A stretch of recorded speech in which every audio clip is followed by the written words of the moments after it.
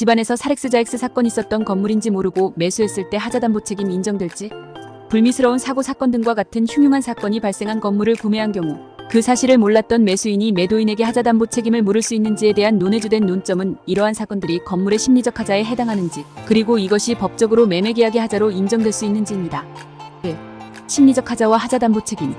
심리적 하자란 매수인이 건물에 대해 심리적으로 거부감을 느끼게 하는 요소, 예를 들어 X인이나 X살 사건의 발생 등으로 인해 건물 사용에 현저한 지장이 생기는 경우를 말합니다. 이러한 심리적 하자가 매매 목적물의 사용에 중대한 영향을 미친다면 이를 법적으로 하자담보 책임의 대상으로 볼 수 있는지에 대한 것입니다. 비교법적 시각. 일본에서는 귀문방이나 X살 X인 등의 이력, 풍속영업의 이력을 물건의 성질에 영향을 미치는 요소로 보고 이를 하자로 인정합니다.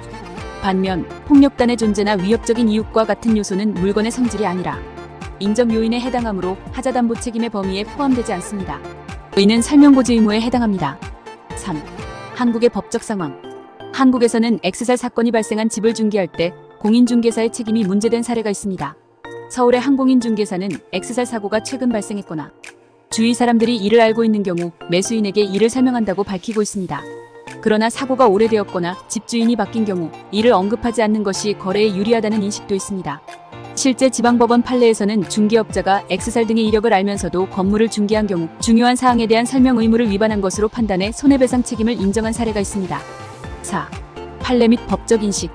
한국 대법원에서는 묘지가 보이는 아파트를 분양한 사례에서 고지, 의무 위반으로 손해배상 책임을 인정한 판례가 있습니다. 하지만 이를 하자담보 책임으로 판단한 사례는 드물며 심리적 하자도 하자로 인정할 수 있는지가 주요 쟁점입니다. 결론적으로 매수인이 건물의 과거 이력에 대해 심리적 거부감을 느껴 목적물의 사용이 현저히 저해받는다면 이를 하자로 인정하고 하자담보 책임을 물을 수 있는 법적 근거가 마련될 수 있다는 주장이 제기되고 있습니다. 다만 이러한 사례가 법적으로 얼마나 인정받을지는 구체적인 상황에 따라 다를 수 있습니다.